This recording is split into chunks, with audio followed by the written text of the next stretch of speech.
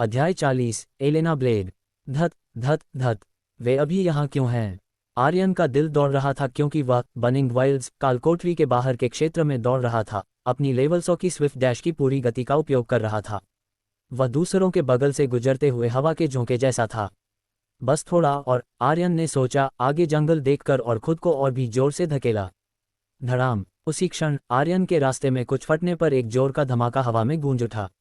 धमाके से निकली शॉकवेव ने आर्यन को पीछे की ओर उड़ा दिया। उसका शरीर जमीन पर फिसल गया, पीछे धूल और मलबे का एक निशान छोड़ गया, इससे पहले कि वह आखिरकार रुक गया।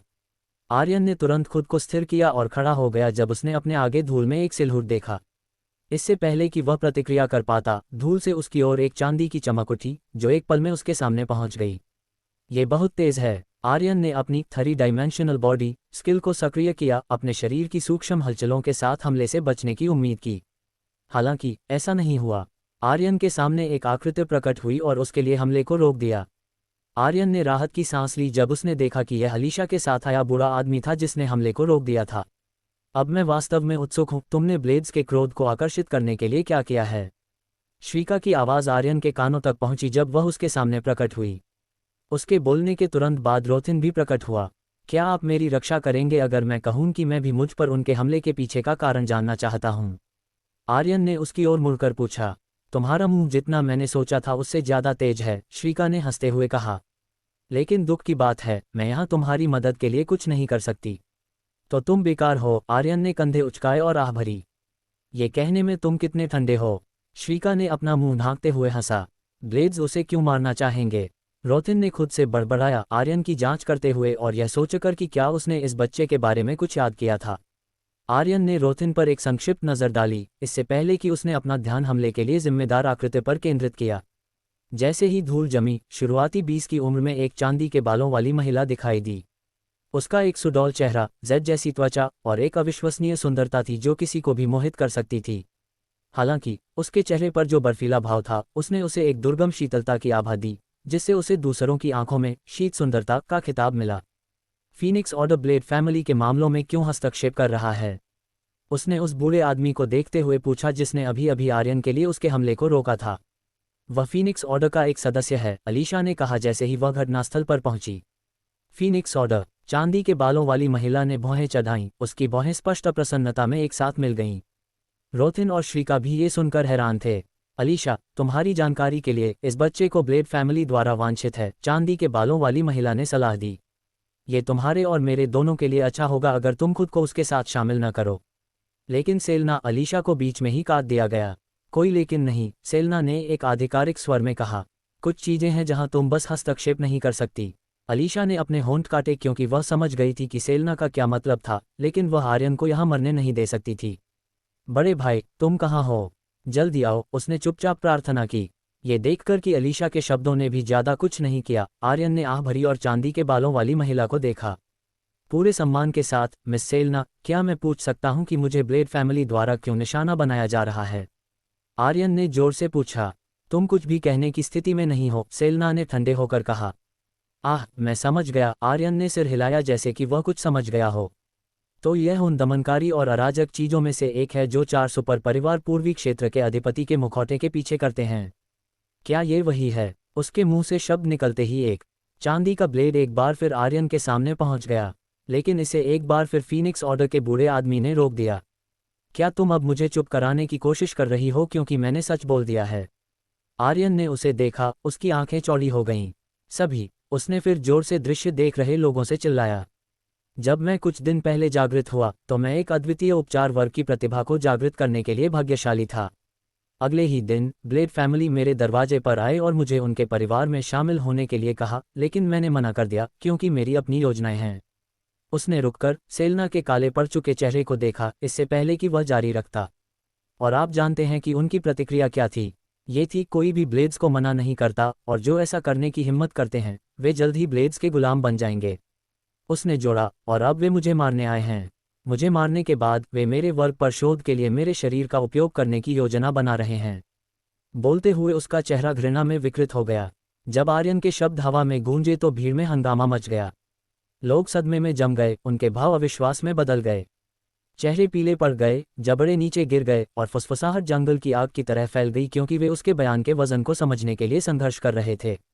इस लड़के, इसकी हिम्मत की कोई सीमा नहीं है, श्रीका ने कहा, उसके शब्द अविश्वास में कांप रहे थे। उसने कभी उम्मीद नहीं की थी कि ऐसा प्यारा सा छोटा लड़का उसके सबसे बुरे सपनों में भी ऐसा कुछ कहेगा। वह जानता है कि वह अपनी ताकत से इस परीक्षा से बच नहीं सकता, इसलिए उसने अपने दिमाग का इस्तेमाल किया। बहुत चालाक लेकिन मूर्ख भी, रोथिन ने आर्यन के कार्यों पर ताना मारा। आर्यन ने मुस्कुराया, सेलेना के बदसूरत भाव को देखकर। क्या तुम्हारी जबान चली गई? आर्यन ने ताना मारा। ये तथ्य कि तुम यहाँ एक निर्दोष बच्चे को मारने आए हो तथाकथित ब्लेड फैमिली का असली चेहरा दिखाता है। अगर वे दिन के उजाले में एक बच्चे को मार सकते हैं तो मुझे आश्चर्य है कि वे अंधेरे में क्या और भी बुरी चीजें कर रहे हैं। सेलेना ने आर्यन पर घूर कर देखा, उसकी आंखें ठंडे इरादे से भरी हुई थीं। क्या तुम हस्तक्षेप करते रहोगे? उसने बूढ़े आदमी से पूछा, उसकी आवाज़ में तीव्र हत्या का इरादा था। मुझे डर है कि मुझे करना पड़ेगा, बूढ़े आदमी ने शांति से कहा। सेलेना का चेहरा काला पड़ गया। ऐसा करके, मैं मानती हूं कि फीनिक्स ऑर्डर ने ब्लेड्स के खिलाफ जाने का फैसला किया है। तुम गलत हो, मिस सेलेना, बूढ़े आदमी ने कहा, उसका स्वर उदास था। मैं बस अपने युवा मास्टर के आदेशों का पालन कर रहा हूं। युवा मास्टर? बूढ़े आदमी को सुनकर सेलेना की भौहें और गहरी हो गईं। ठीक तभी, दो आकृतियां दृश्य पर उतरीं। एक गहरे हरे बालों वाला और उसके चेहरे पर एक तारे का निशान वाला एक अधेड़ उम्र का आदमी था, और दूसरा उसकी 20 की शुरुआत में एक युवा आदमी था। युवा आदमी के हल्के नारंगी बाल थे और उसका आत्मविश्वासी चेहरा जो हमेशा एक मुस्कान रखता था, उसे एक अद्वितीय आकर्षण देता था। लगता है कि मैं देर से नहीं आया, उसने सेलेना को देखते हुए शांति से कहा। बितान, सेलेना ने खुद से बड़बड़ाया, यह महसूस करते हुए कि उसे मौका मिलने पर आर्यन को खत्म कर देना चाहिए था। चीजें उसके लिए बहुत अधिक मुश्किल हो जाएंगी। यहाँ क्या चल रहा है? हरे बालों वाले अधेड़ उम्र के आदमी ने पूछा। आर्यन की आंखें तुरंत चमक गईं जब उसने उस वर्दी को देखा जो अधेड़ उम्र का आदमी पहने हुए था। मेरी मदद करो। वह भागा और जल्दी से उसके पीछे खड़ा हो गया, सेलेना की ओर इशारा करते हुए। वह मुझे बिना किसी कारण के मारना चाहती है। मैं बस एक हफ्ते पहले जागृत हुआ और इस कालकोठरी में आया, और अब वह मुझे मारना चाहती है। कृपया, आपको मेरी मदद करनी होगी। आर्यन अधेड़ उम्र के आदमी से लिपट गया और उसकी मदद के लिए भीख मांगी।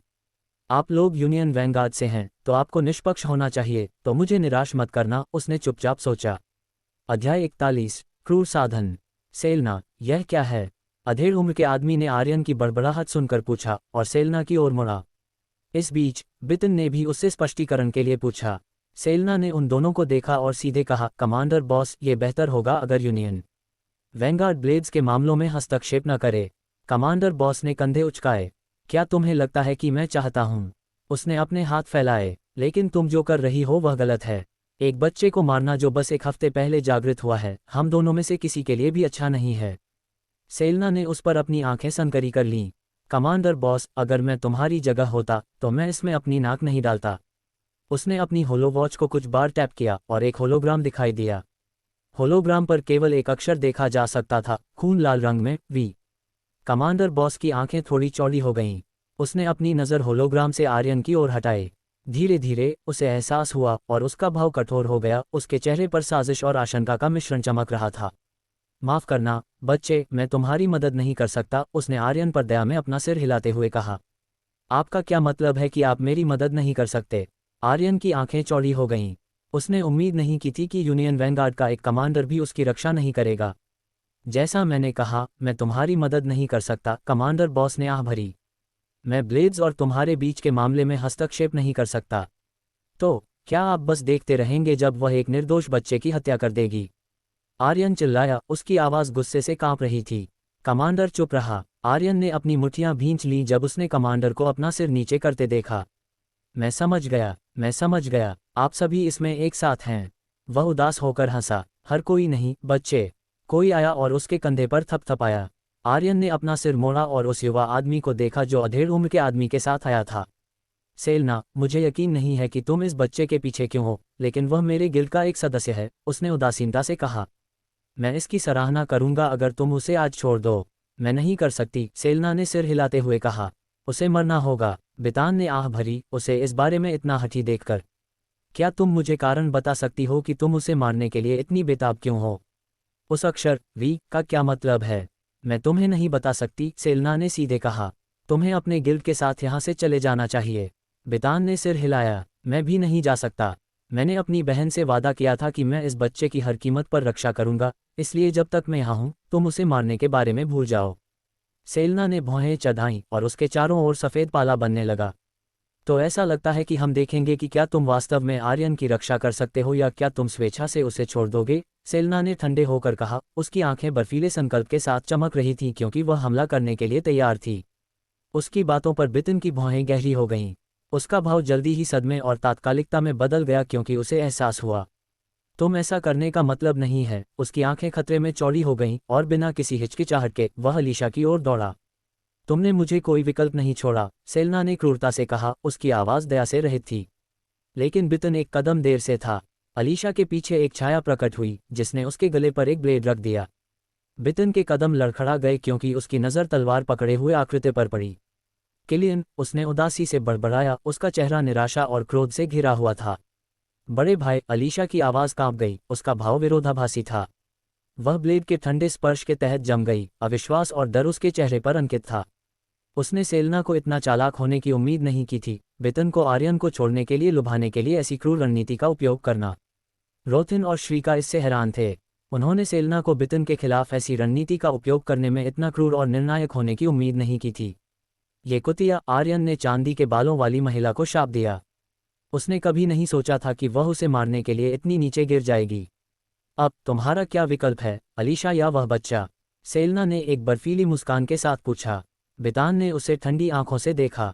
तुम इस बार जीत गई, लेकिन याद रखना कि तुमने मेरी बहन पर तलवार दिखाकर एक बहुत बड़ी गलती की है। फिर वह बूढ़े आदमी की ओर मुड़ा जो आर्यन के करीब खड़ा था और धीरे से कहा, अंकल रॉक्स, उस बच्चे को अकेला छोड़ दो।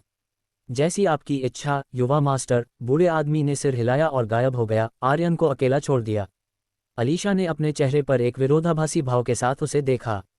उसकी आंखें बादल जैसी हो गईं क्योंकि उसने आर्यन के साथ कालकोठरी में बिताए समय के बारे में सोचा। मुझे माफ़ करना, आर्यन, उसने कहा, उसका स्वर अपराधबोध से भारी था। उसकी आवाज़ थोड़ी लड़खड़ाई क्योंकि उसकी विरोधाभासी भावनाएं सामने आ गईं। आर्यन उसकी ओर मुड़ा, एक लापरवाह मुस्कान उसके चेहरे पर फैल गई क्योंकि वह हंसा। दुखी मत हो, अलीशा। क्या तुम्हें सच में लगता है कि वह मुझे मार पाएगी? उसका स्वर हल्का था, लगभग चिढ़ाने वाला, जैसे कि स्थिति एक गुजरती हुई असुविधा से ज़्यादा कुछ नहीं थी।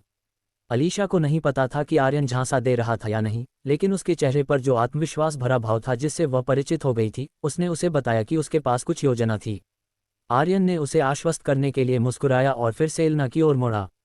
तुम एक ऐसी कुतिया हो, तुम जानती हो। उस क्षेत्र में एक गहरी चुप्पी छा गई क्योंकि आर्यन के शब्द हवा में लटके रहे, उनका प्रभाव एक शांत पानी में गिराए गए पत्थर की तरह भीड़ के माध्यम से फैल रहा था। उसके बयान की दुस्साहस ने सभी को सदमे में जमा दिया। किसी ने भी सेलेना, प्रतिष्ठित ब्लेड फैमिली की सबसे बड़ी महिला के प्रति ऐसे अनादर की उम्मीद नहीं की थी। उसकी ताकत और गौरव के लिए उसकी प्रतिष्ठा अच्छी तरह से ज्ञात थी और उसकी ठंडी सुंदरता ने अछूतता की एक हवा जोड़ी थी। उससे इस तरह से बात करना मौत को निमंत्रण देने के बराबर था।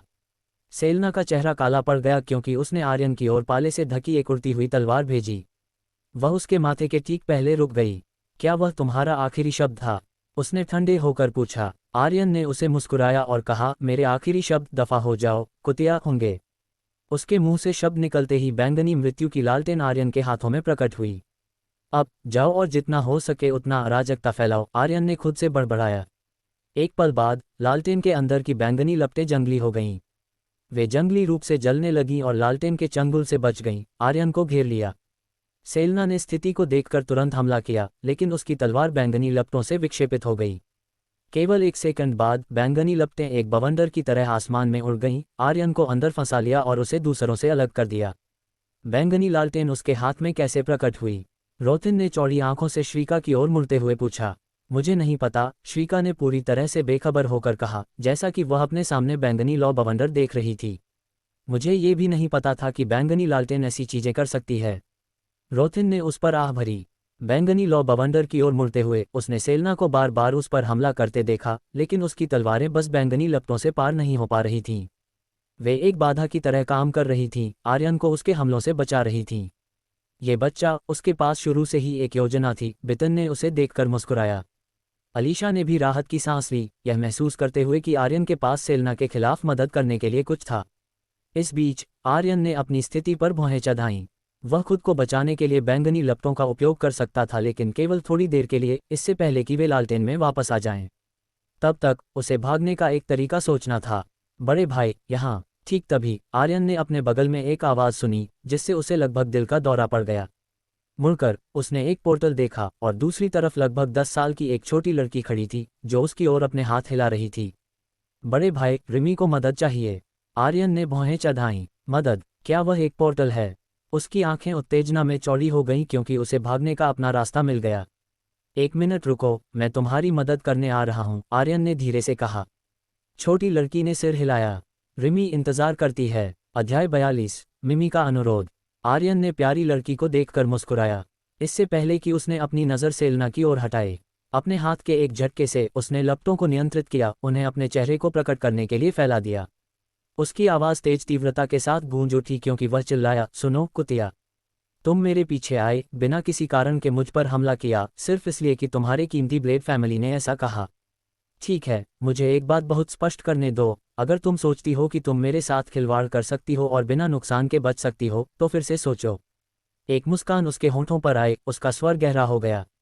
जब मैं तुम्हारे ब्लेड फैमिली के हर सदस्य का शिकार करूंगा तो मुझे दोष मत देना, चाहे वह तुम हो, तुम्हारा भाई, तुम्हारी बहन या कोई और।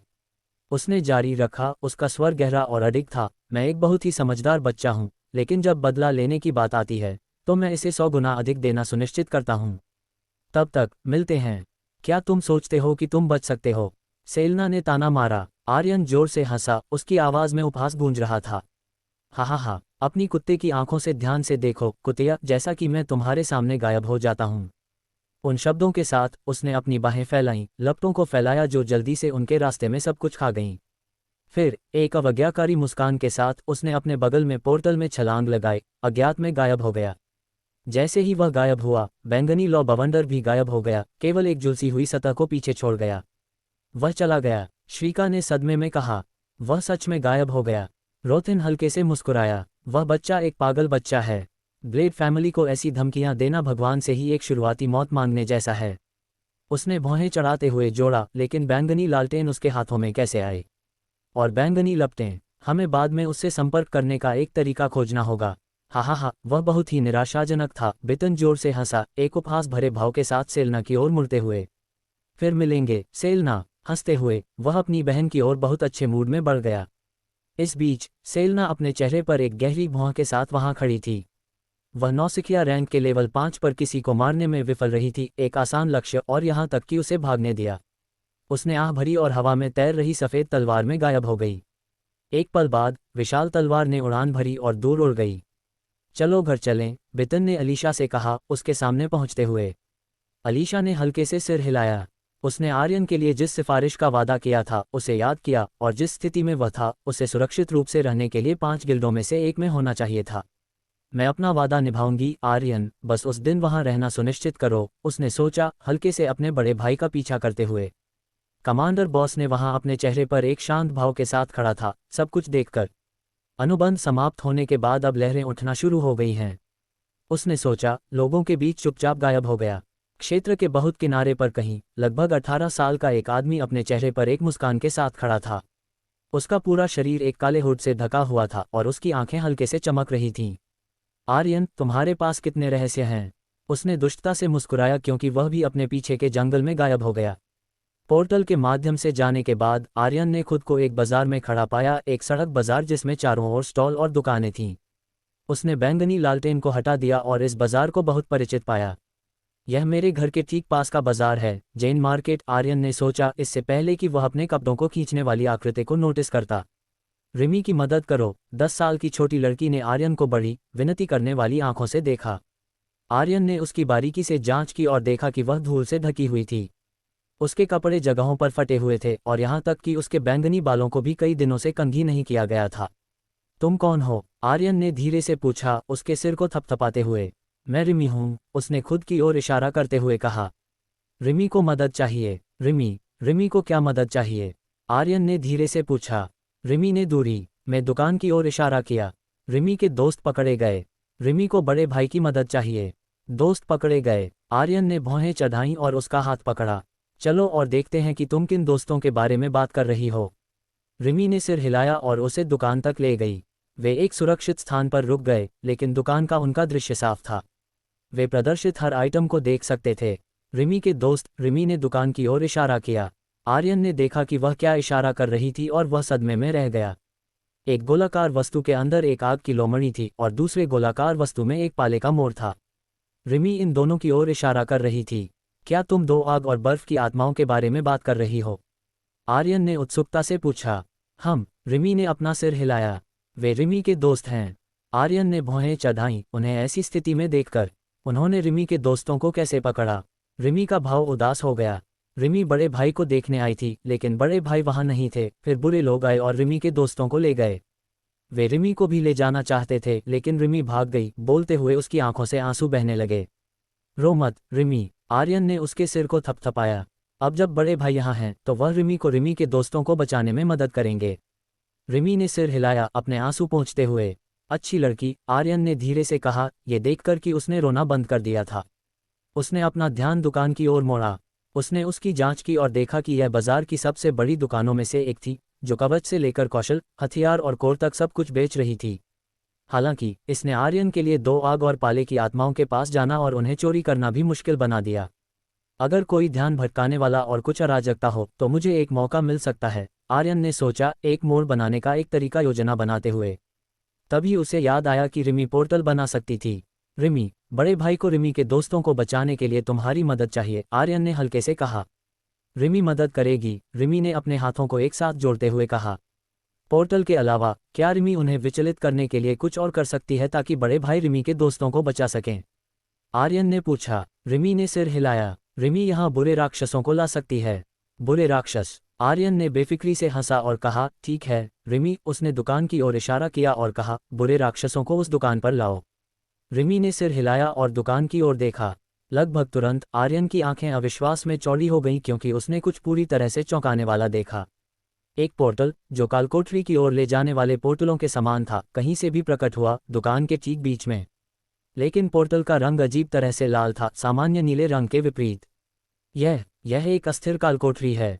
आर्यन हैरान था। उसने अकादमी की किताबों में पढ़ा था कि एक लाल पोर्टल एक अस्थिर कालकोठरी को दर्शाता है, जहां कालकोठरी के टूटने की संभावना लगभग 100% थी। अगले ही पल ने आर्यन के संदेह की पुष्टि कर दी। पोर्टल से गोबलिन, ऑक्स, ट्रोल और कई अन्य राक्षसी प्राणी निकले। उनकी गहरी गर्जना और चीखें हवा में भर गईं। जैसे ही ये प्राणी बाजार में घूमने लगे, स्टॉल पलटते हुए, इमारतों को तोड़ते हुए और दृष्टि में किसी पर भी हमला करते हुए, लगभग तुरंत अराजकता फैल गई। यहाँ एक कालकोठरी का प्रकोप कैसे हो सकता है? मदद, हमें मदद चाहिए। कोई मदद करो, मेरी दुकान नष्ट हो रही है। गिल्ड और हंटर एसोसिएशन के आने से पहले हमें खुद की मदद करनी होगी। पहले कमजोर वालों को मारो और फिर हम मजबूत वालों को संभालेंगे। लोगों के चिल्लाने और हर दिशा में भागने के साथ दहशत जंगल की आग की तरह फैल गई। हमले से बचने के लिए बेताब थे। हालांकि कई लोगों ने अपनी जमीन पर खड़े होकर राक्षसों से लड़ने का फैसला किया। रिमी कालकोठरी बना सकती है, आर्यन ने सोचा। उसकी आंखें आश्चर्य में चौड़ी हो गईं। रिमी के निर्दोष चेहरे पर वापस देखते हुए आर्यन ने उसके सिर को थपथपाया। यहीं इंतजार करो, मैं तुम्हारे दोस्तों के साथ वापस आऊंगा। रिमी ने सिर हिलाया। रिमी इंतजार करती है। अच्छी लड़की। आर्यन ने दुकान की ओर जाने से पहले उसके सिर को थपथपाया।